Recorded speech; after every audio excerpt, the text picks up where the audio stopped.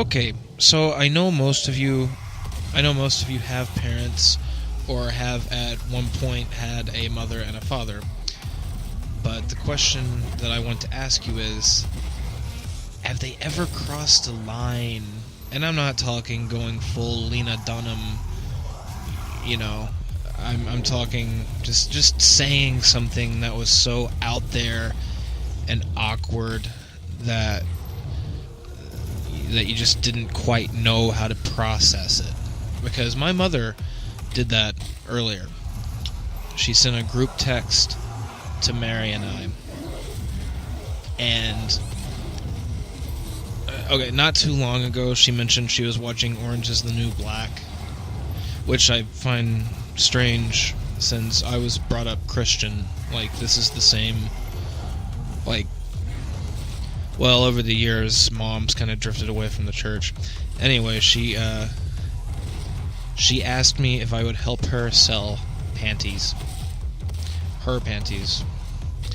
She asked me to look into this website called Skanky Panties or something. She asked her son to do that shit, and it's just not quite kosher. It's definitely something she should not have asked me. And the comments that she made, like something about night sweats and she could have a new pair every day. Now, she's living in a camper in her parents' yard right now.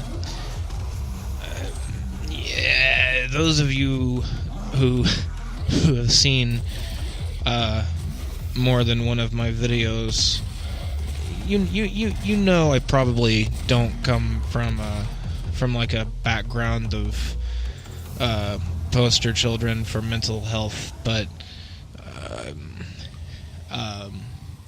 yeah, this just kind of, I don't know, it was just fucking weird. It was fucking weird, and like I said, she sent it in a group text to Mary and I, and I mean, I wasn't mad, I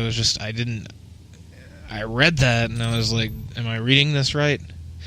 And she used the words, she said, I love you, will you be my panty pimp? I did see Orange is the New Black. I watched it through season 3. Got kind of sick whenever they talked about the patriarchy or whatever.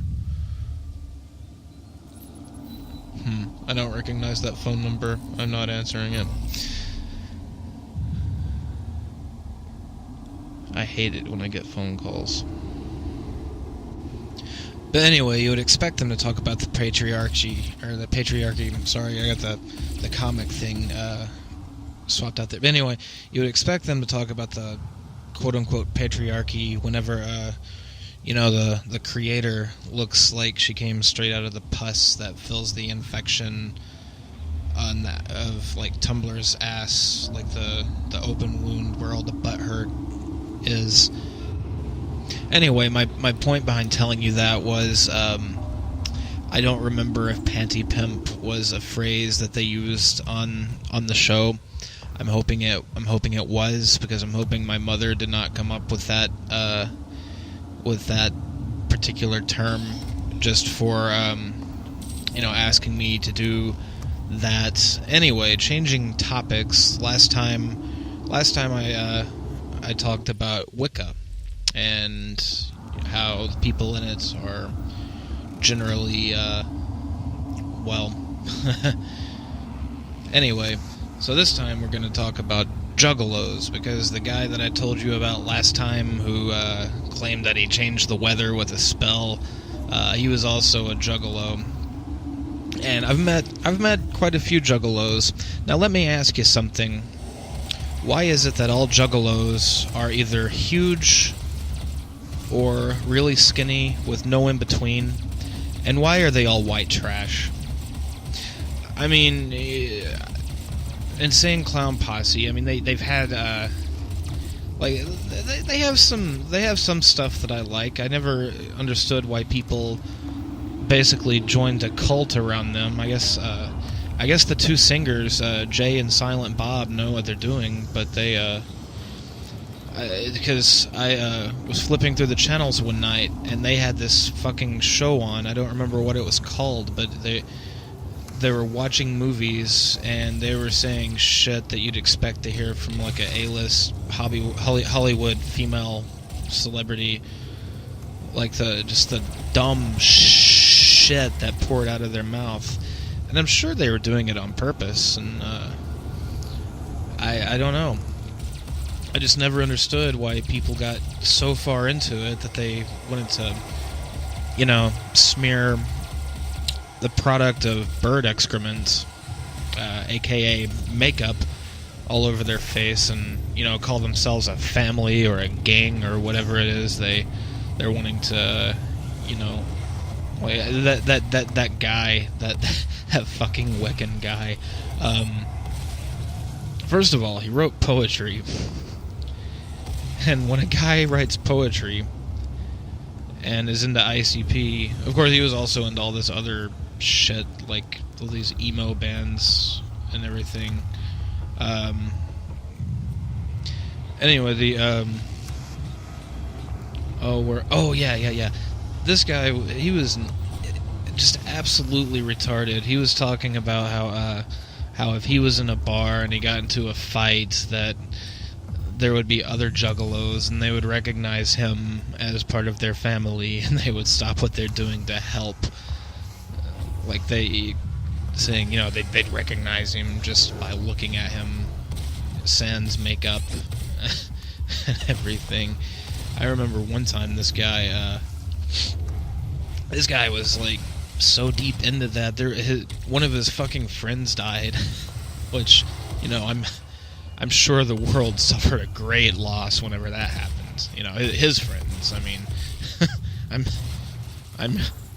I'm sure that that this world is now a far worse place than it would have been had this friend of a retard survived. But hey, I was friends with this retard, so I guess I don't have much room to talk. But anyway, this person died in a car accident. And the dude was on the phone with another one of his friends who was telling him about it. And he got this real serious look on his face, and he said, "Somebody's been dabbling with the dark arts. Blah, blah, blah." I think it was... I'm not sure if he meant that somebody else had used these dark arts to kill this person, or if he meant that this person had been dabbling, and Wicca has that Avenged Sevenfold thing where if they do bad shit, it comes back on them like 7 times. That's what they believe anyway. It's not like any of them can actually do anything, you know what I mean? But anyway, yeah. That seems like...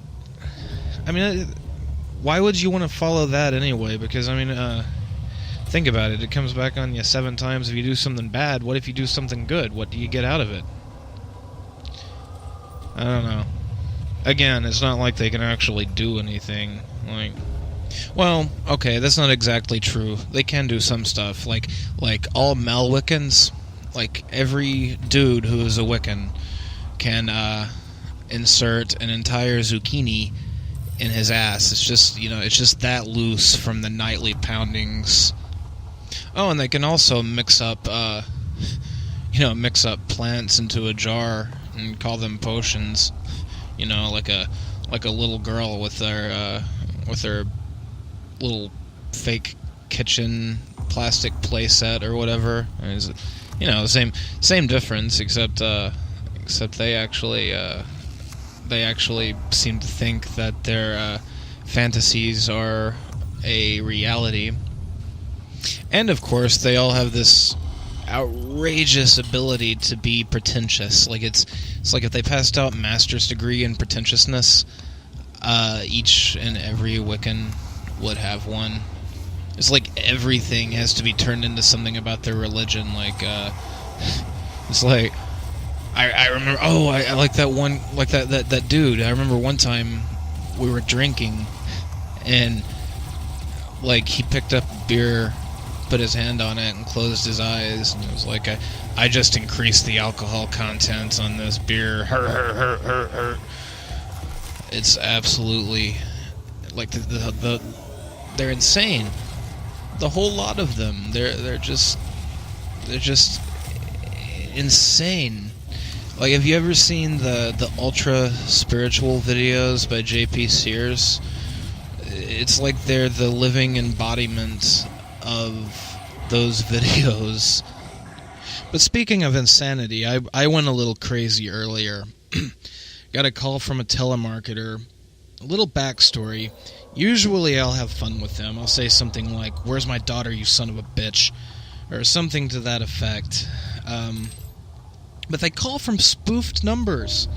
They use number spoofing, so when you call back, all you get is a Verizon message saying that it's in, like, the phone number doesn't exist or whatever. And there have been a few of them. I've said I want to be on the do not call list, and they immediately hang up on me. So I was trying to word this carefully so that way I'd keep her on the phone. The call was about the warranty on my car. Well, they called Mary. It was about her car. But then when I called on my phone, it said the warranty on my car was about to expire. No, my car is a 93 Mustang LX. So this car is like 23 years old. There's no way that thing has a fucking warranty. And I told her that. Well, first I said, "How do you know my car has a warranty?" She said, "You just told me." I said, "No, I didn't." I ended up calling her a bitch at that point, and then she gave me some kind of speech about calling names, and I said, "Listen, cunt, I hope everyone that you know dies of cancer, and you lose your job, and you end up on the streets alone, knowing that nobody is ever going to care for your fat cunt ass." Or I'm pretty sure that I said that verbatim. And then I hung up. And she called back, and she said, "Did you want our number? Or did you want your number on our do not call list?"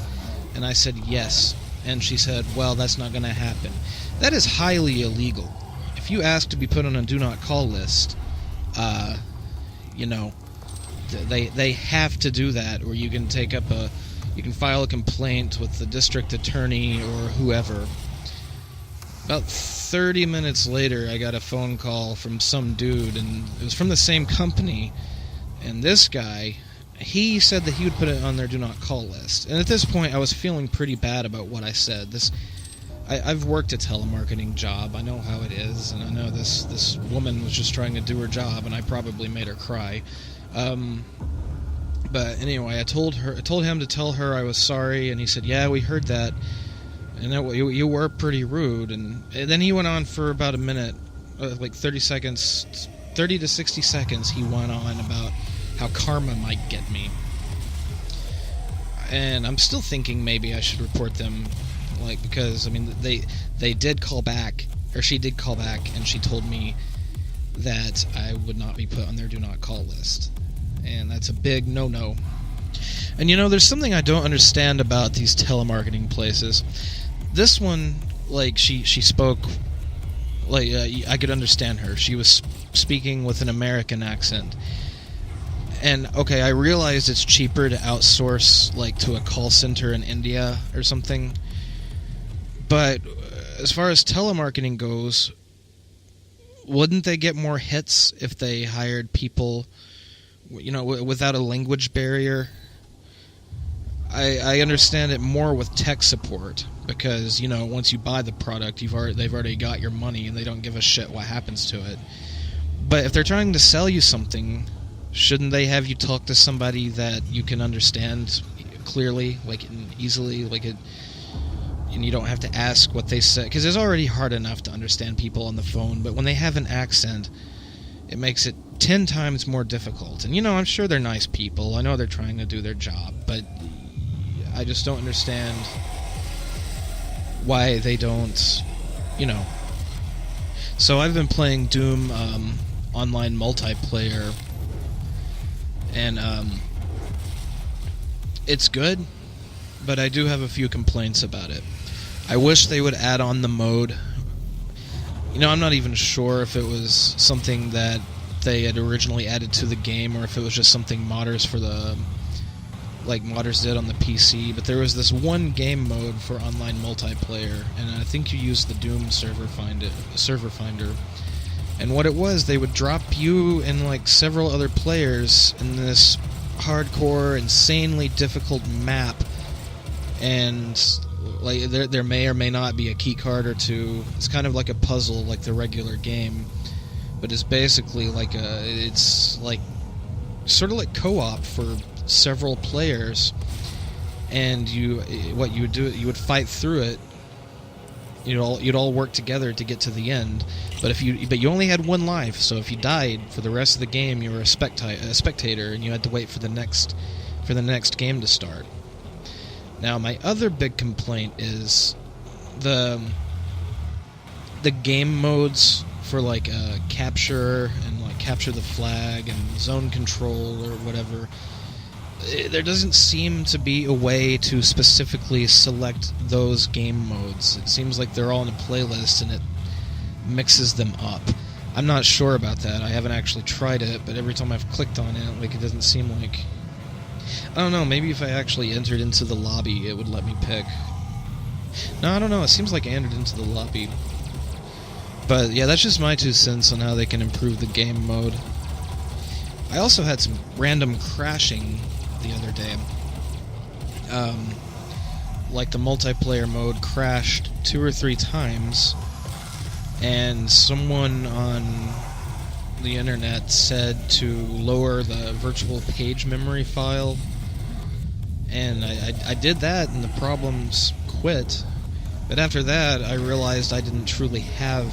I have like the ultra maximum graphics.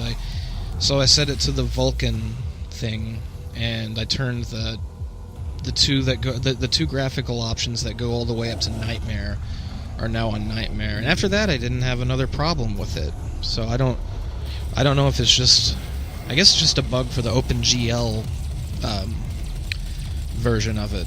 But I do look forward to seeing what types of things they will be doing with the multiplayer in the future. Hopefully they'll do my suggestions because I'm right.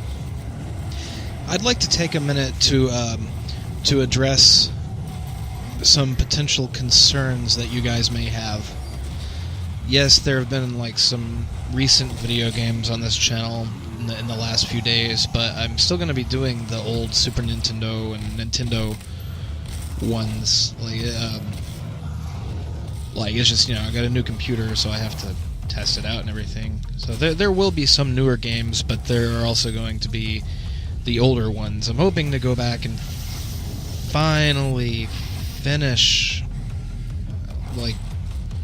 as many as I possibly can.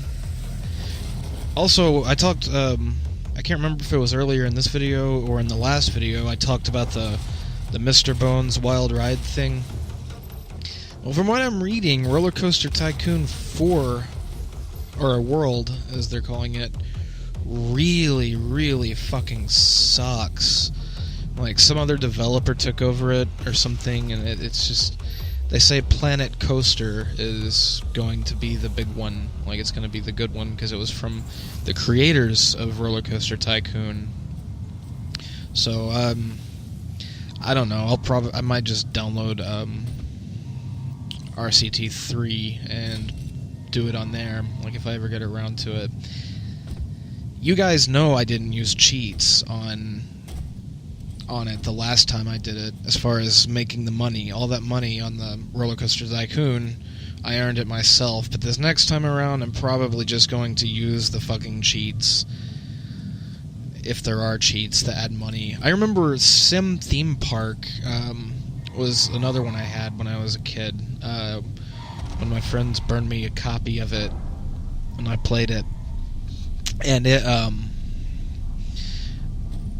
I remember what it was. You could go into the You could go in. You could go into the program files and change something with Notepad. I don't remember what it was, but it let you have as much money as you wanted. Like you could change your starting shit. I think you could do that with Roller Coaster Tycoon too, but like I said, I wasn't even looking into it at the time. But this next time around, I probably will just use the cheats because come on, it took like 8 hours to do that, and it probably took 4 more hours just to test the ride. It took like 4 hours. Like, and it doesn't give you the statistics back until the ride is completed around. One of the other big issues I was going to have with it was recording it, because like recording the ride through, because it was like a 4-hour ride. Well, the statistics are. I need to go back and check the statistics so I'll know what I'm talking about. But it looks like we are just almost out of time here. Let's see, I think we got about a minute left, so we're going to talk about how you can help me. Give me a thumbs up, like all my videos. I don't care if you watched them or not, just give them a thumbs up. Share this channel, subscribe, share this channel some more, sign up for random forums and spam this channel all over the place, post it on Facebook, post it on Tumblr, check out DopplerVidya too. Like I need to update that. I've been thinking about doing a live stream on there because I have a new webcam, but yeah, share, thumbs up, like, subscribe, because you know you love this channel. If you're hearing this part, you had to have at least enjoyed it a little bit, right? Right. So that's all for today. I'm not even going to repeat everything I just said again. I think I pretty well covered it. Cat's trying to knock the keyboard off.